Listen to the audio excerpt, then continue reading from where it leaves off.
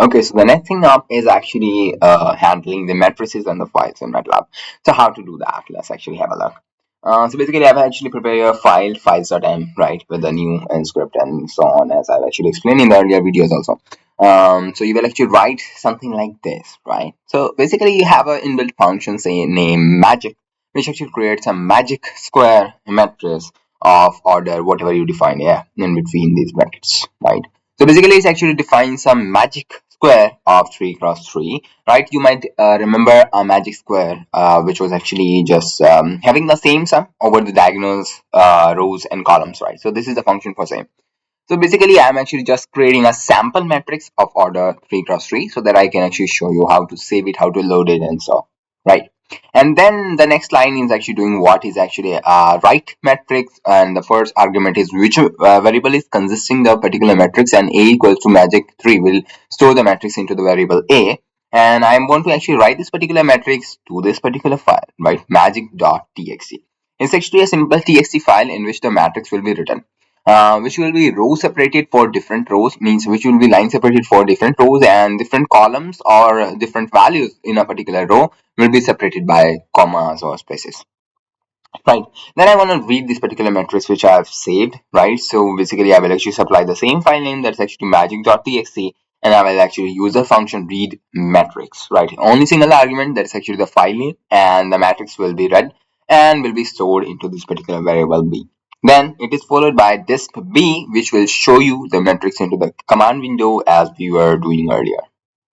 Then there's another option, right? Instead of just storing the things into the plain text file, we have another option to store the things into the .mat file. .mat file is actually stands for the matrix, and it's actually an optimized version of saving stuffs, right? That is, here what you are doing is that we are actually taking the matrix from this A. Just note down that the A is actually in between quotes, right? It will actually find the value of the name from this. That's whatever it is defined in A.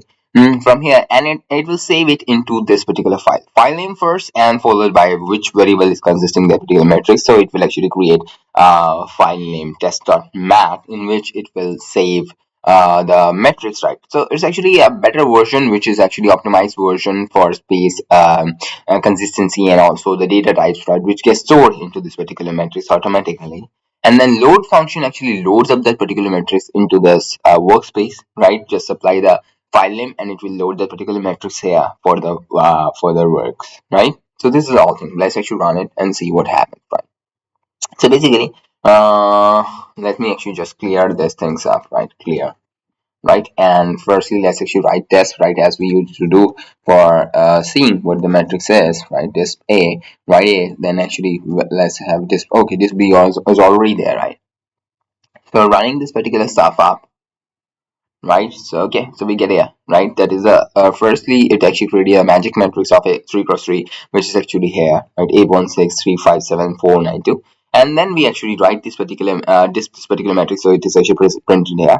Then we write this particular matrix into the magic.txt. So magic.txt will be actually defined in your workspace, right, where it is. It is there, right? So you can actually double click this particular stuff, and you can have a look at what's actually inside it. So this is the particular matrix which is actually saved in your environment, right, with the magic.txt. And then we are loading this particular matrix. Where is that? Yeah. Then you're loading this particular matrix into the B, right? So again, you are having the same values, right, as expected. And then you are saving another version, that is test.mat, right, which you can have a look at it. Where is that?